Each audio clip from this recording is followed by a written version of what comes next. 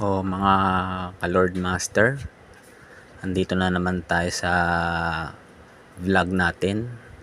Ngayon makikita nyo ang vlog ko ngayon ay tungkol sa isang pusa na sinusundan ako. Ayan,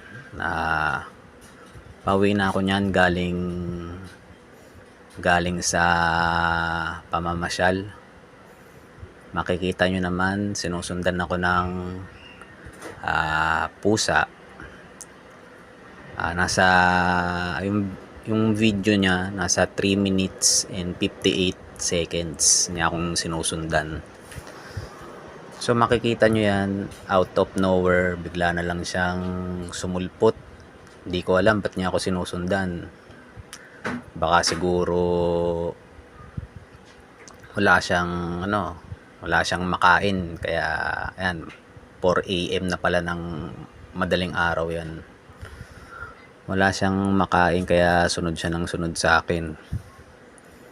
Pero hindi natin alam, o baka gusto naman niya may kalaro kaya sunod siya ng sunod. So ayan siya, makikita mo nasa kalsada siya. Actually sa gilid yan, sa roadside. Ayan, makikita nyo siya. Hindi siya tumitigil sa pagsunod sa akin. Sige lang siya. Nakakatuwa kasi alam mo yun, wala naman masyadong ganyang pusa na sunod ng sunod sa'yo. Kasi iba din yung mga instinct nila. So ayan ako, makikita nyo yan. Yung pusa na yan, makulit yan. So makita nyo, nasa mga 2 minutes pa lang tong tumatakbo tong video na to. Yun sa pusa mismo, hindi pa rin siya tumitigil sa pagsunod sa akin. Ayan, sige lang, sunod lang siya ng sunod. Pero ang ending ng video na yan ay may isang part na hindi niya na kaya sundan kasi siguro hanggang dun lang yung teritoryo niya, yung jurisdiction. So hindi niya na kaya makasunod sa akin.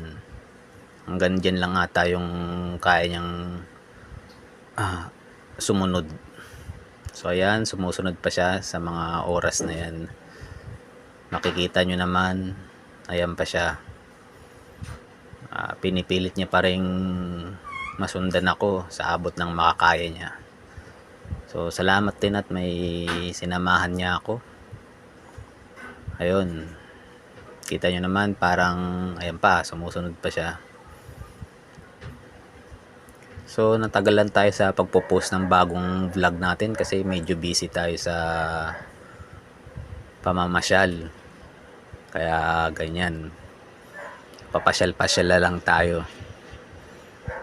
So ayan, sumusunod pa rin siya. Makikita nyo naman, ayos na ayos. So ayan, hindi na siya sumusunod. Hanggang dyan lang yung teritoryo niya. So hanggang dyan lang, nakikita nyo yan, ayos. Sige, thank you mga ka-Lord Master.